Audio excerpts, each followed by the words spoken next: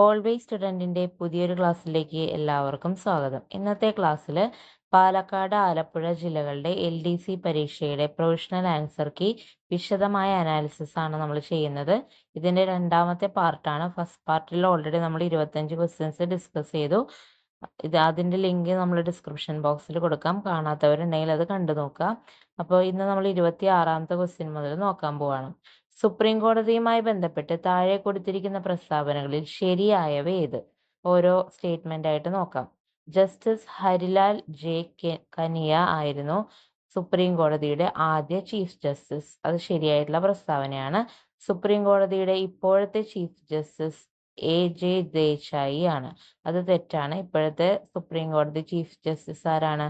DY ചന്ദ്രചൂഡാണ്. അപ്പോൾ അത് തെറ്റായിട്ടുള്ള സ്റ്റേറ്റ്മെന്റ് ആണ്. ഇന്ത്യയിലെ ഏറ്റവും ഉയർന്ന അപ്പീൽ കോടതിയാണിത്. അതെ, ഇന്ത്യയിലെ ഏറ്റവും വലിയ അപ്പീൽ കോടതിയാണ് സുപ്രീം കോടതി എന്ന് പറയുന്നത്. അപ്പം അത് ശരിയാണ്.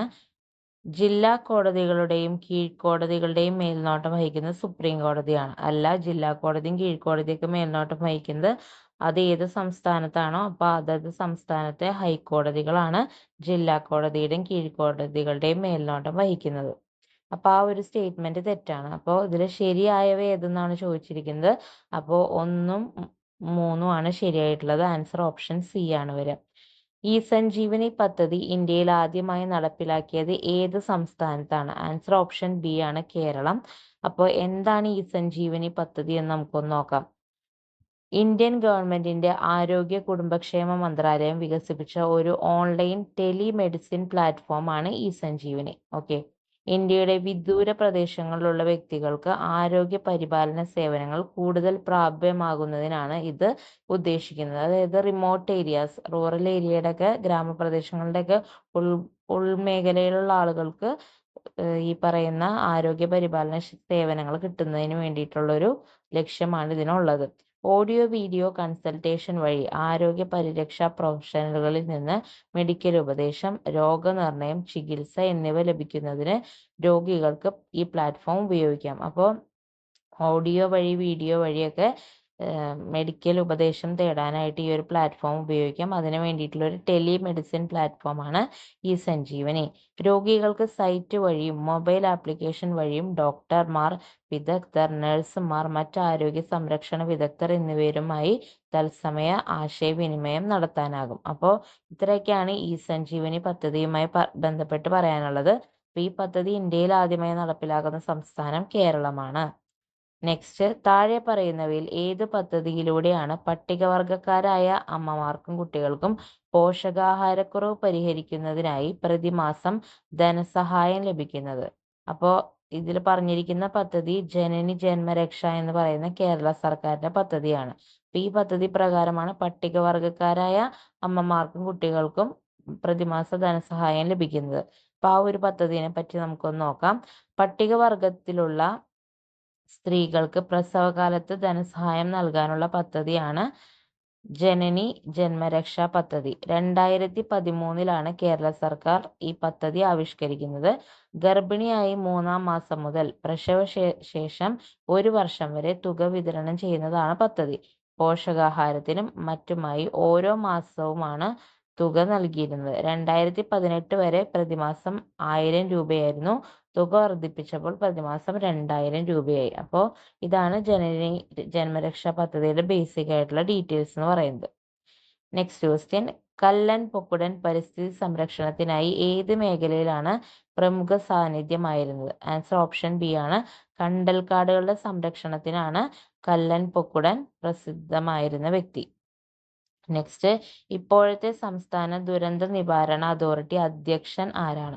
അപ്പൊ ഏത് സംസ്ഥാനമാണെങ്കിലും ആ സംസ്ഥാനത്തെ ദുരന്ത നിവാരണ അതോറിറ്റിയുടെ അധ്യക്ഷൻ അതത് സംസ്ഥാനങ്ങളുടെ മുഖ്യമന്ത്രിമാരായിരിക്കും. അപ്പോൾ നമ്മുടെ ഇപ്പോഴത്തെ മുഖ്യമന്ത്രി പിണറായി വിജയനാണ്. അതുകൊണ്ട് തന്നെ കേരള സംസ്ഥാന ദുരന്ത നിവാരണ അതോറിറ്റി അധ്യക്ഷൻ ശ്രീ പിണറായി വിജയനാണ്. കഴിഞ്ഞ LDC എക്സാമിന് ഇതേപോലെ ദുരന്ത നിവാരണ അതോറിറ്റിനെ കുറിച്ച് ക്വസ്റ്റ്യൻ ഉണ്ടായിരുന്നു. അപ്പോൾ അതിന്റെ ബേസിക് ആയിട്ടുള്ള സ്ട്രക്ചറും കാര്യങ്ങളും ഡീറ്റെയിൽസും ഒക്കെ നമ്മൾ ആ ഒരു ക്വസ്റ്റ്യൻ പേപ്പറിന്റെ അനാലിസിസിൽ വിശദമായിട്ട് പറഞ്ഞിട്ടുണ്ട്. അപ്പോൾ അത് കാണാത്തവരുണ്ടെങ്കിൽ അതൊന്ന് കണ്ടു നോക്കുക. അതിൽ ബാക്കി ഒരുപാട് ഡീറ്റെയിൽസ് പറയുന്നുണ്ട്. ഓക്കെ, നെക്സ്റ്റ് ക്വസ്റ്റ്യൻ, മഹാത്മാഗാന്ധി ദേശീയ ഗ്രാമീണ തൊഴിലുറപ്പ് പദ്ധതിയുമായി ബന്ധമില്ലാത്ത വസ്തുതകൾ ഏതെല്ലാം? അപ്പൊ ഇതൊരു കൺഫ്യൂസിങ് ആയിട്ടുള്ള ഒരു ക്വസ്റ്റ്യൻ ആണ്. കാരണം ഇവിടെ ബന്ധമില്ലാത്ത വസ്തുതകൾ ഏതെല്ലാം എന്നാണ് ചോദിച്ചിരിക്കുന്നത്. പക്ഷെ ആൻസർ ആ രീതിയിലല്ല ഓപ്ഷൻ വന്നിരിക്കുന്നത്. നമുക്ക് എന്തായാലും ഓരോ സ്റ്റേറ്റ്മെന്റ്സ് ഒന്ന് നോക്കി പോവാം. 18 വയസ്സ് തികഞ്ഞ സ്ത്രീ പുരുഷന്മാർക്ക് തൊഴിലുറപ്പ് പദ്ധതിയിൽ പങ്കാളിയാവാം. അത് ശരിയാണ്. 18 വയസ്സ് തികഞ്ഞ ഏതൊരാൾക്കും ഈ പദ്ധതിയിൽ പങ്കാളിയാവും. ഗ്രാമീണ മേഖലയിലെ വിദഗ്ധ തൊഴിലാളികളെയാണ് ഇത് ലക്ഷ്യം വെക്കുന്നത്. വിദഗ്ധ തൊഴിലാളികളല്ല വേണ്ടത്, അൺസ്കിൽഡ് വർക്കേഴ്സ് അഥവാ പ്രത്യേകിച്ച് ഒരു തൊഴിൽ വൈദഗ്ധ്യം ഒന്നും ഇല്ലാത്ത തൊഴിലാളികളാണ് ഗ്രാമീണ മേഖലയിലെ ഈ ഒരു പദ്ധതിയിൽ ലക്ഷ്യം വെക്കുന്നത്. ഗ്രാമീണ മേഖലയിൽ തൊഴിൽ ലഭ്യമല്ലെങ്കിൽ അടിസ്ഥാന തൊഴിലില്ലായ്മ ആനുകൂല്യം നൽകേണ്ടതില്ല. ശരിക്കും നൽകണം ഈ ഒരു പദ്ധതി പ്രകാരം. അതായത്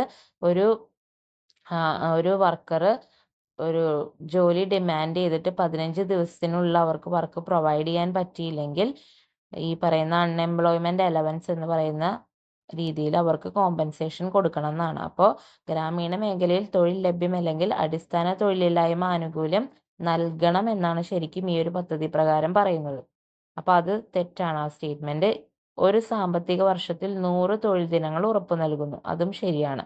അപ്പൊ ഇതില് ശരിയായിട്ടുള്ളത് 1ഉം 4ഉമാണ്. തെറ്റായിട്ടുള്ളത് എന്ന് പറയാൻ നമുക്ക് 2ഉം 3ഉം പറയാം.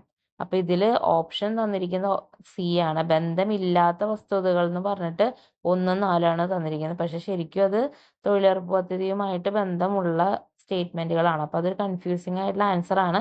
ചിലപ്പോൾ ഫൈനൽ ആൻസർ കീയിലെ ആൻസർ വ്യത്യാസം ഉണ്ടാവാം.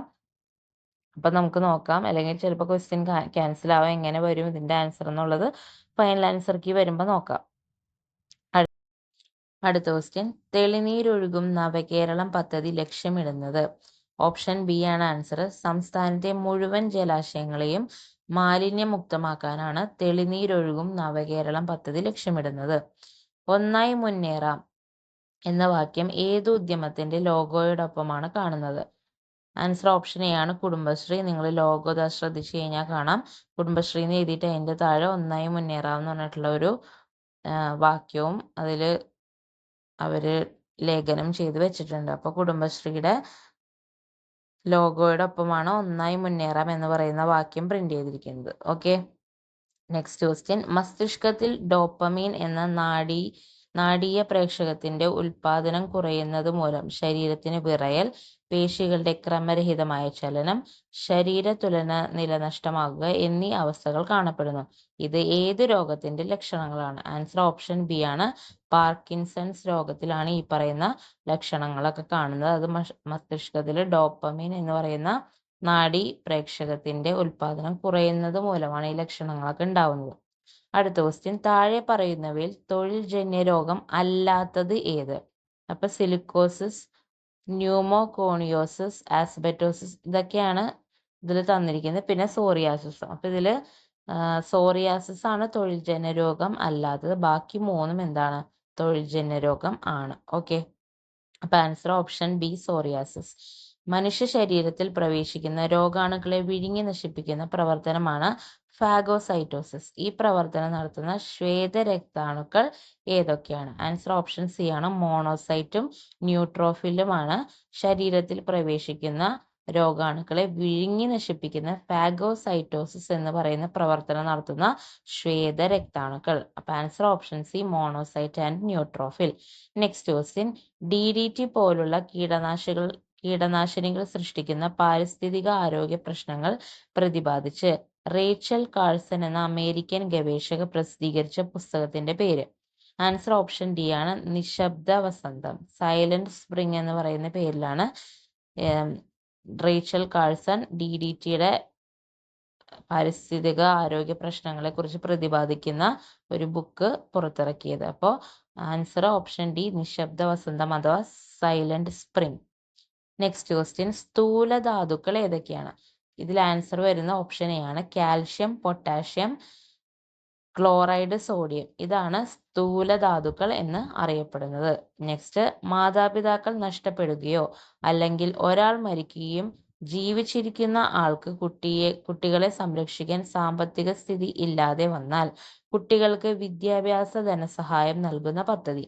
ആൻസർ ഓപ്ഷൻ സി ആണ്, സ്നേഹപൂർവ്വം. ഓക്കെ, അപ്പൊ സ്നേഹപൂർവ്വം എന്ന് പറയുന്ന പദ്ധതിയിലൂടെയാണ് മാതാപിതാക്കൾ രണ്ടും നഷ്ടപ്പെട്ടു, അല്ലെങ്കിൽ ഒരാൾ മരിച്ചു, ജീവിച്ചിരിക്കുന്ന ആൾക്ക് കുട്ടികളുടെ നോക്കാനുള്ള സാമ്പത്തിക സ്ഥിതി ഇല്ല. അപ്പൊ അങ്ങനെയാണെങ്കിൽ കുട്ടികൾക്ക് വേണ്ട വിദ്യാഭ്യാസ ധനസഹായം നൽകുന്ന പദ്ധതിയാണ് സ്നേഹപൂർവ്വം എന്ന് പറയുന്നത്. നെക്സ്റ്റ്, പുൽമേടുകളും വന്യജീവികളും സംരക്ഷിക്കുന്നതിനായി മഹാരാഷ്ട്രയിൽ വരുന്ന കൺസർവേഷൻ റിസർവിന്റെ പേര്, അല്ലെങ്കിൽ അത് എവിടെയാണ്?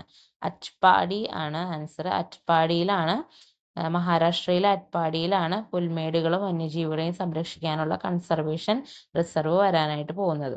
അടുത്ത ക്വസ്റ്റ്യൻ, പരമ്പരാഗത വൈദ്യശാസ്ത്ര ഗവേഷണത്തിലുള്ള സഹകരണ കേന്ദ്രമായി WHO 2024 ജൂൺ 3 ആയുഷ് മന്ത്രാലയത്തിന്റെ central council for research in Ayurveda സയൻസിന് കീഴിലുള്ള ഏത് യൂണിറ്റിനെയാണ് നിയോഗിച്ചത്? അതായത്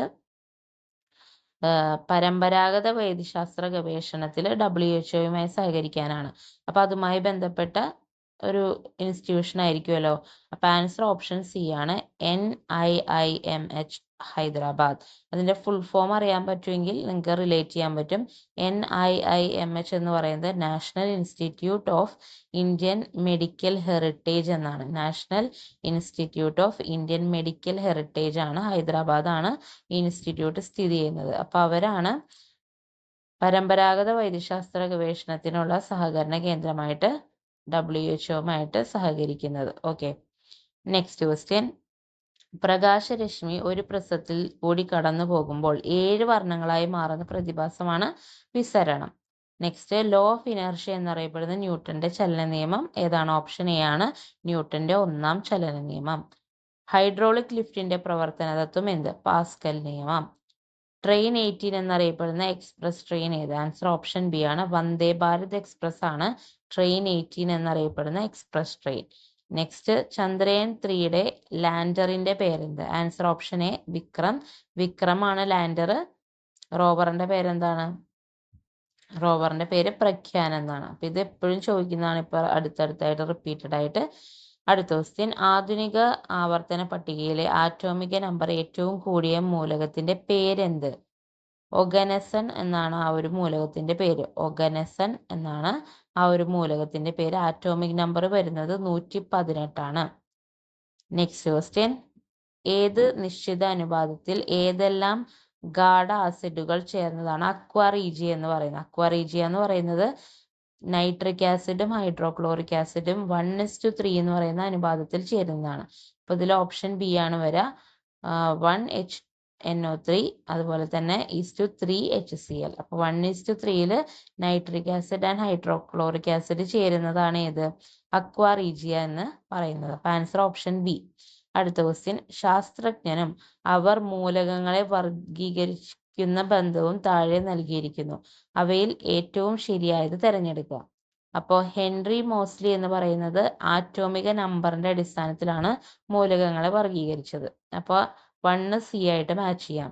മെൻഡലിയഫ് ആണെങ്കിലോ അഷ്ടക നിയമം വെച്ചിട്ടാണ് മെൻഡലിയഫ് മൂലകങ്ങളെ വർഗീകരിച്ചത്. ന്യൂലാൻഡ്സ് ആണെങ്കിൽ ആറ്റോമിക് മാസിന്റെ അടിസ്ഥാനത്തിലും, ഡൊബറൈനർ ആണെങ്കിൽ ത്രികങ്ങൾ എന്ന പേരിലാണ് മൂലകങ്ങളെ വർഗീകരിച്ചത്. അപ്പോൾ ഈ രീതിയിൽ മാച്ചിങ് ആയിട്ട് വരുന്ന ഓപ്ഷൻ ഡി ആണ്, 1C, 2A, 3D, 4B. ഒന്നുകൂടെ പറയാം, Henry Moseley atomic number, Mendeleev അഷ്ടക നിയമം, Newlands atomic mass, Dobereiner ത്രികങ്ങൾ.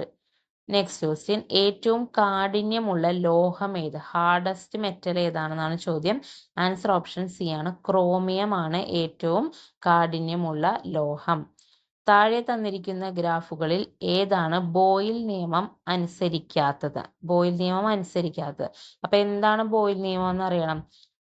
Pressure വോളിയത്തിന് inversely proportional ആയിരിക്കും എന്ന് പറയുന്നതാണ് ബോയിൽ നിയമം എന്ന് പറയുന്നത്. അപ്പൊ അതിന്റെ ഇക്വേഷൻസ് ഒക്കെ നോക്കി കഴിഞ്ഞാൽ P is proportional to 1/V എന്ന് പറയാം, അല്ലെങ്കിൽ PV is equal to ഒരു കോൺസ്റ്റന്റ് എന്ന് പറയാം, അല്ലെങ്കിൽ P1 V1 is equal to P2 V2. ഈ രീതിയിലൊക്കെ ബോയിൽസ് നിയമത്തിന്റെ ഇക്വേഷൻസ് നമുക്ക് ഡിറൈവ് ചെയ്തെടുക്കാൻ പറ്റും. ഇതനുസരിച്ച് ഗ്രാഫ് നോക്കുകയാണെങ്കിൽ ആദ്യത്തെ ഗ്രാഫിൽ നോക്കുക, PV എന്ന് പറയുന്നത് ഒരു കോൺസ്റ്റന്റ് ആയിട്ട് നിങ്ങൾക്ക് പോകുന്നത് കാണാം.